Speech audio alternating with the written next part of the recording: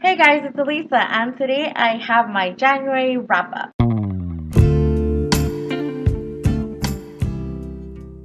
In the month of January, I went ahead and read 6 books and 3 novellas. I don't have any of these books with me because I am not at home.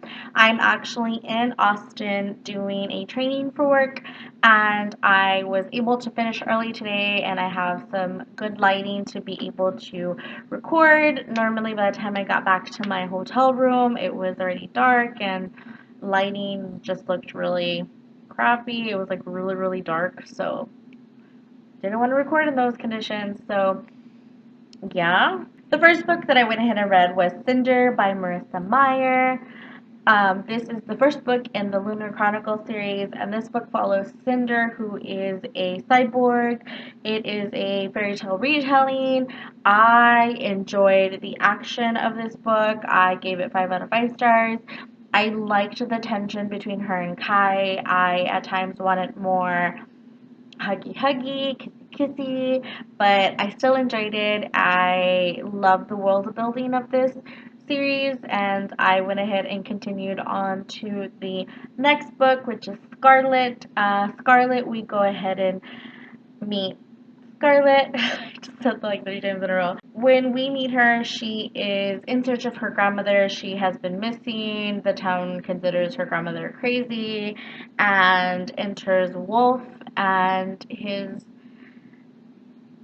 modifications, if you know what I mean, if you've read it before. I enjoyed the story. I enjoyed that it brought Cinder in as well, so you kind of know where what's going on with everybody. Like, it just doesn't kind of drop you. I love how it's all incorporated together, and I did go ahead and give it 5 out of 5 stars. I then moved on to Cress, and Cress is part of the Lunar Chronicles. It is book 3. It's kind of like, it's supposed to be the retelling of Rapunzel. I didn't have many Rapunzel-esque to it. Well, a little bit. I get why. Like, I get because of her seclusion and everything. I thought I wasn't gonna like her just because of her naiveness with certain things. Like, I really didn't think that I was gonna enjoy her as a character, but I did, and the things that happened and the sacrifices that were made, and my poor wolf, and yeah, like, I literally want book 4 already, but I'm gonna have to wait until November if I'm not mistaken.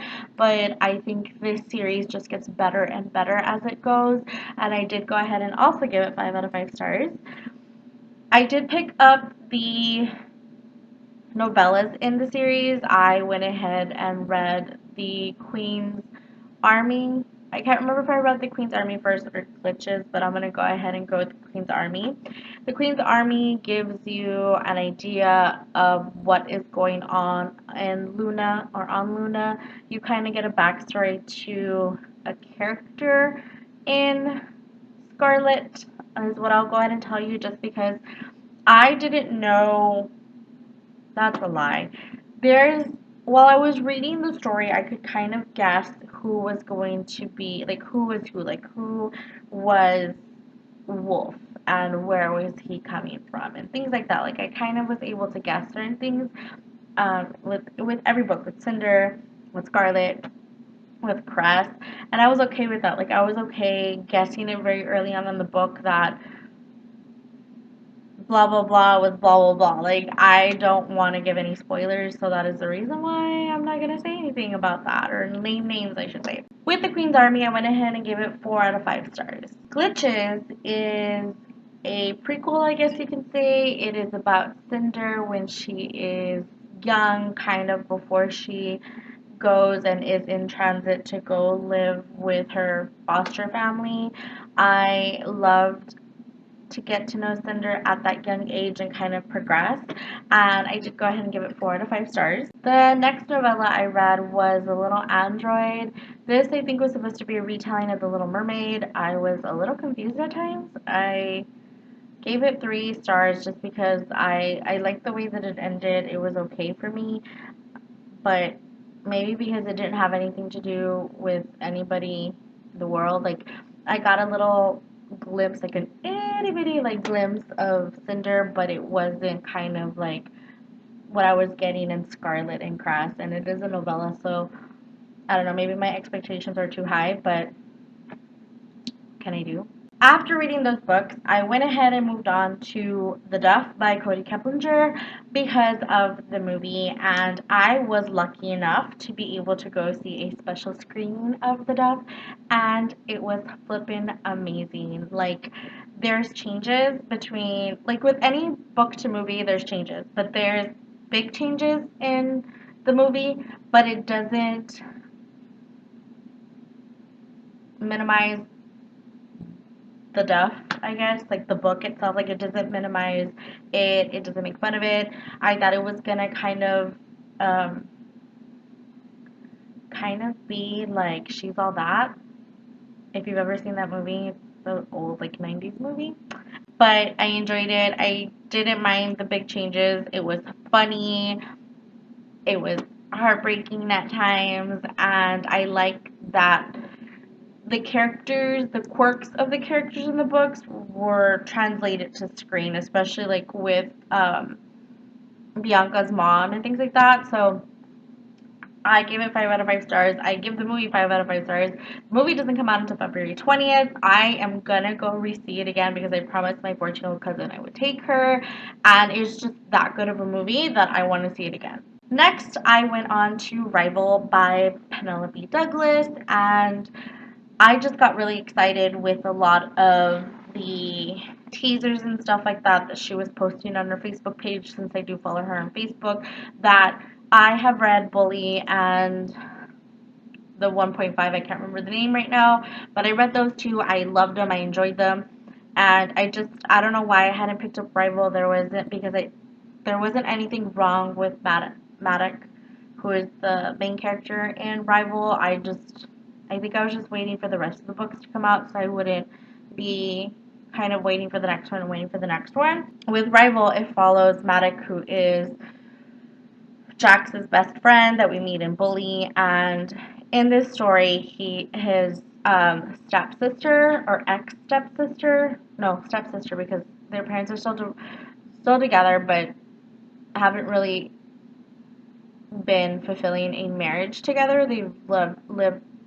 They have lived separate lives, but Fallon comes home and they're supposed to stay away from each other, but there's always been this attraction between Maddox and Fallon, and as the story evolves and you learn their secrets, I enjoyed it. I loved it. I was so surprised at some of the things that happened, and it is a series that I think everybody should read.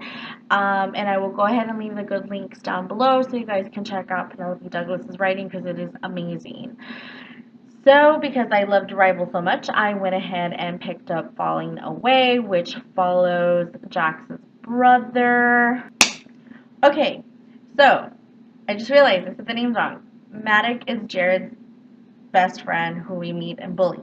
Okay, Falling Away follows Jackson, which is Jared's half brother, younger half brother, and also like best friends with Maddox. Okay.